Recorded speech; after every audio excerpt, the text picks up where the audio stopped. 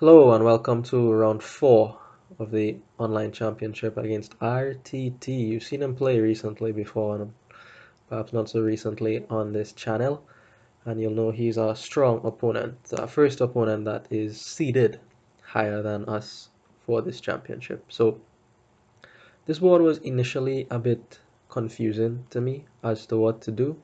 I looked at Exorcist to see if trashing shelters would get me wisps. Turns out they do. Wisps and Imp are the only draw on the board. There's no source of plus action, right? So you can only play one terminal, like one Journeyman or one Swamp Hag. Swamp Hag I thought about for a while, but then the Junk Dealer discouraged me from going there. There's also Altar, which seems to be a very strong card on the board. In the end, I decided to maybe go after something with Merchants. That seems to be the best thing that you can do here.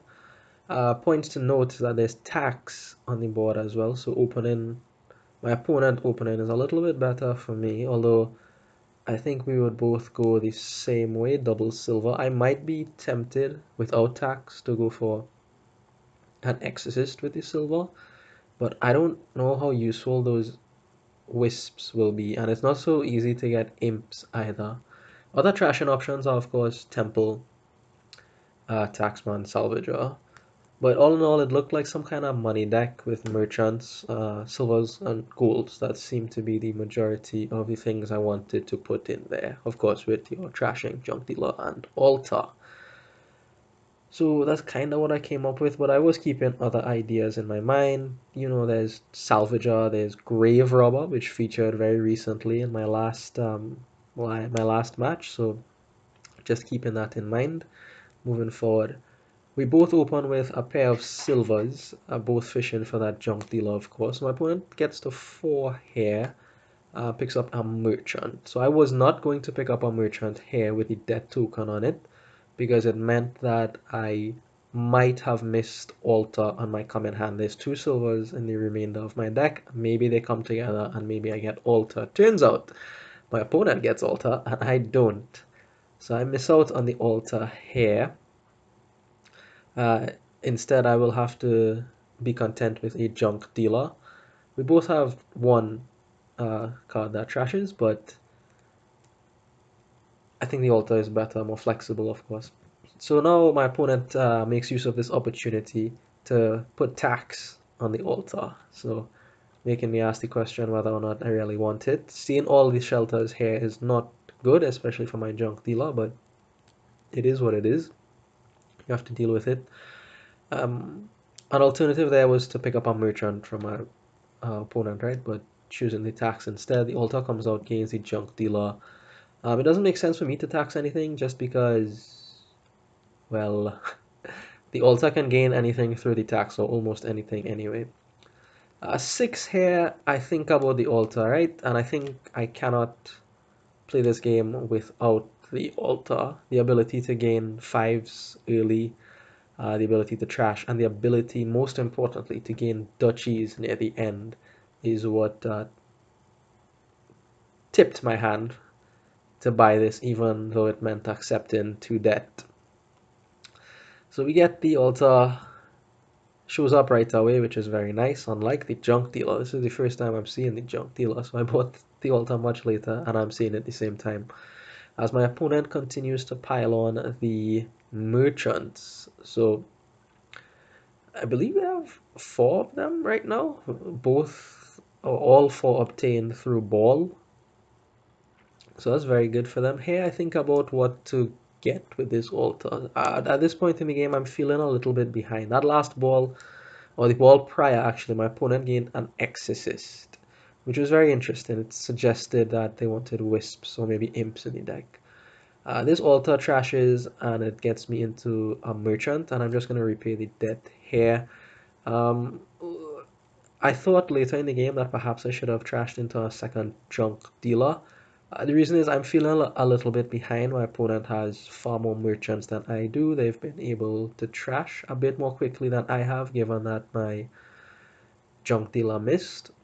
So if I maybe can have a trashing advantage with a second junk dealer, Maybe that might materialize into something later in the game. Maybe. Um, uh, that also comes works hand in hand with the idea of the grave robber. So I'm thinking about, oh, I did think about adding a grave robber later in the deck, and having the extra 5 cost there might work out well for the grave robber. But I didn't end up doing that. I just took a merchant and another merchant here.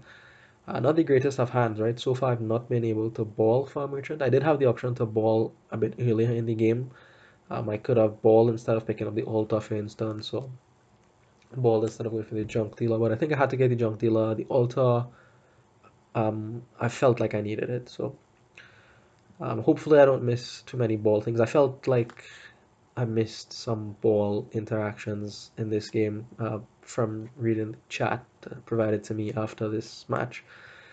So my opponent trashes now another one of their shelters, so they are running out of options to gain wisps here. You really don't want to trash the silver just because the merchants heavily rely on having the silver in the deck. Gold for my opponent, so gold is a very good card, of course, uh, paying the debt off immediately because they had 7. So yeah, they just seem very far ahead. More merchants, same number of silver, but more merchants are now gold, a little bit better trash than I am. Necropolis goes down here. I was just counting my money. Not that I wanted to keep the Necropolis around, but I just wanted to count the money to make sure I had enough to pick up a gold here, and I do. There comes the second junk dealer. Again, the idea is the grave robber in the end, right? I feel like I need to make something happen, do something slightly different to my opponent, and see where that goes. Third silver for my opponent, so those merchants are going to be fairly reliable, fairly regular. 7 here is going to be 1 more gold, so I do now have more gold than my opponent. Shuffle that straight away, and 7 again here. So a couple of 7 hands here. Perhaps you would want them to be 8 instead of 7. Duchy crosses your mind here. The hovel is there, of course, as well as gold, obviously, crosses your mind. At this point, I told myself, okay, the next time I play the altar and trash something, I'm going to pick up a grave robber with it. So the grave robber will have 3 main targets in the deck, the 2 junk dealers and the altar. All of those can turn into provinces. And the altar is slowly but surely running out of useful targets. So perhaps the altar would be the first to go. Maybe the junk dealer is better. It depends on the situation, right? So here my opponent does something very interesting. The gold is not interesting as expected, but trashing the altar off of the exorcist surprised me. I thought that they would keep that around. Oh, I know this is a boy, so I know he would. I thought that he would keep it around to gain duchies in the end, but instead chooses to exchange it for an imp. Of course, he had the option of the ghost there, but you play your ghost and you find your junk dealer, and you could be in some problems. So the imp is the safer choice there, and probably the better choice, to be honest, unless you're guaranteed to you get your ghost on merchants, but there's no way to set that up nicely, honestly, unless you've been tracking your deck, right? And even then, it's just chance. You just happen to notice it lined up that way. So a third gold for me. The gold is going to be good, and we are off to the races here with the provinces. So my opponent gets 1, and I am also going to get 1 here. I think about whether or not to trash this overgrown estate. I didn't have to, right? I didn't have to. I could have trashed the copper, but then the altar would not have a target, and I really wanted the altar to have a target to gain me a grave robber. So here, I'm just checking, make sure that I have a copper at the bottom of my deck here. I'm fairly certain, like just from remembering what I've seen so far, that has to be a copper. I only have 4 merchants, so that split went in my opponent's favor, 6 to 4. A little bit scary, of course. You need to find them with the silver, right? Otherwise, they're kind of useless. So there comes Junk Dealer. Hoping, fingers crossed, that the junk dealer shows up at a nice time. Not junk dealer, grave robber shows up at a nice time. So I get to province 1 for me, province number 2 for my opponent. Here, first junk dealer draws me into enough money for a province. I just have to check to make sure because the money on merchant doesn't show up straight away. It only shows up when you put a silver into play. So just have to be very careful and count properly. The unfortunate thing about this hand is that all the actions are here. All the actions, high costing actions are here, which means the grave robber is in the back with nothing, with merchants, which you don't really want to trash, right? You don't really want to trash your merchants. In the end here, I decided to get rid of the junk dealer.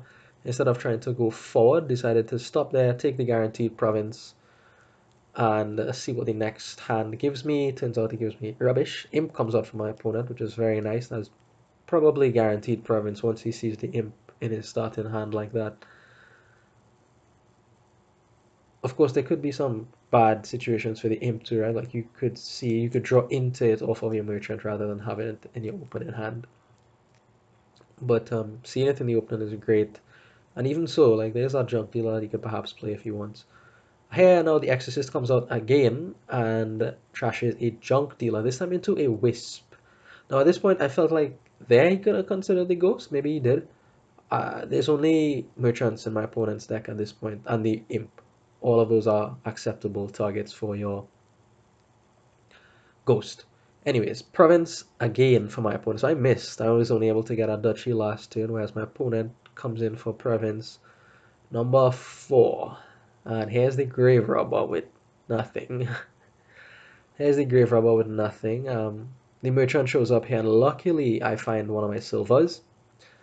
But of course, the grave robber has a choice. Now, what do I put on top of the deck, the altar or the junk dealer? I decided to go for the junk dealer just because there's +1 card, +1 action on it, and the money as well is there, right?